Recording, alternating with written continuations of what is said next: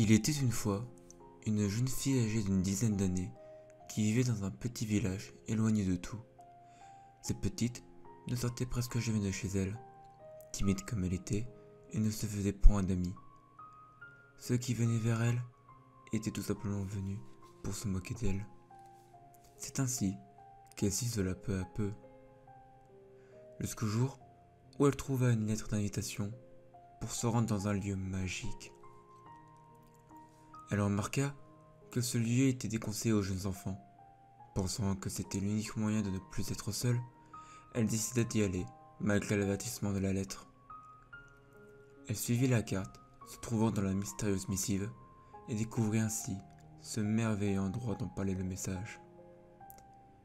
Elle y rencontra un magnifique petit renard gentil comme tout. Ce renard lui parla, chose impossible pour un renard normal. Il se présenta sous le nom de Firefox. Bonjour, petite fille. Ravi de te voir ici. Figure-toi que je t'attendais. La petite fut effrayée de voir ce renard la connaître comme s'il était son ami. Comment as-tu pu prévoir ma venue? Et comment me connais-tu? Dit-elle. Voyons, ma chère enfant. Je suis un être omniscient. Je sais tout sur tout, y compris sur toi. Dit-il d'une voix si douce et rassurante. Après avoir discuté un long moment avec Firefox, la fille s'enfonça plus loin dans ce lieu, faisant ainsi sa sourde oreille, n'écoutant pas l'avertissement du renard au sujet de cet endroit inconnu. Elle fut émerveillée par la beauté alentour, ainsi que par les nombreux animaux imaginaires. Plus loin, un homme s'approcha d'elle. Il prit l'apparence de son oncle, qui était pour l'enfant son meilleur ami. Il lui demanda de lui prêter un peu d'argent. La jeune enfant lui donna aussitôt toute sa bourse.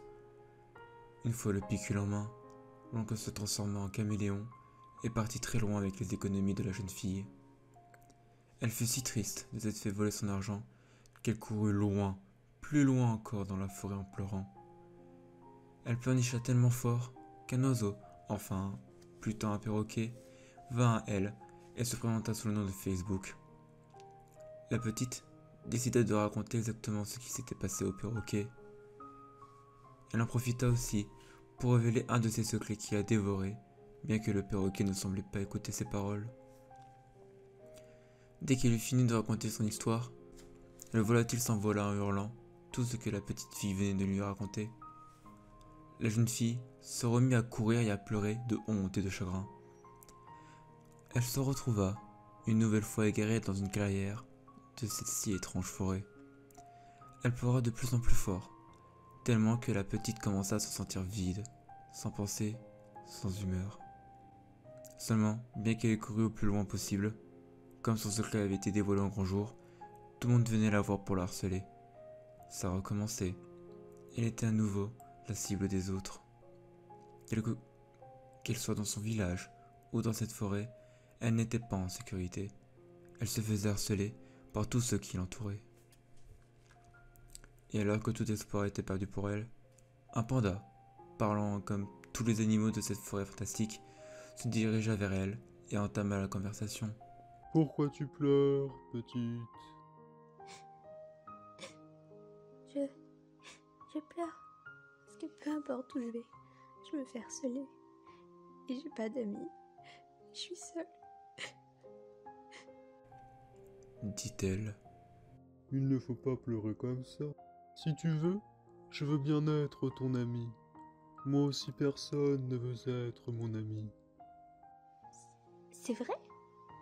Dit-elle avec des yeux remplis de joie, à l'idée de se faire un ami qui était comme elle. Et tous deux s'amusèrent toute la journée, sans s'arrêter, du matin jusqu'au soir. Le panda prit soin de la jeune fille tout ce temps. Il lui redonna de l'espoir, et ce fut pour elle la meilleure journée de sa vie. Le soir arriva. Le panda et la jeune fille partirent se coucher au pied d'un arbre isolé. Bonne nuit, panda. Dit-elle. Bonne nuit, petite fille. Dit le panda, et ils s'endormirent. Quand la jeune enfant rouvrit les yeux, elle ne vit rien, le noir complet. Elle était à nouveau toute seule. Son ami le panda n'était plus là, et elle vit une lumière apparaître. Elle s'en approcha et prit conscience d'une chose en fixant la lumière. Personne ne sera plus son ami désormais. Le panda même n'était qu'une farce. Il l'avait séduite à la seule fin de la dévorer pendant son sommeil et était condamné à être seul pour toujours. Et tout à coup, la vie même ne compta plus et elle s'évapora dans la lumière. Moralité. Les inconnus sont des étrangers. Ils sont le plus souvent en danger. Faire confiance à ces personnes, c'est sans doute entendre son heure qui sonne.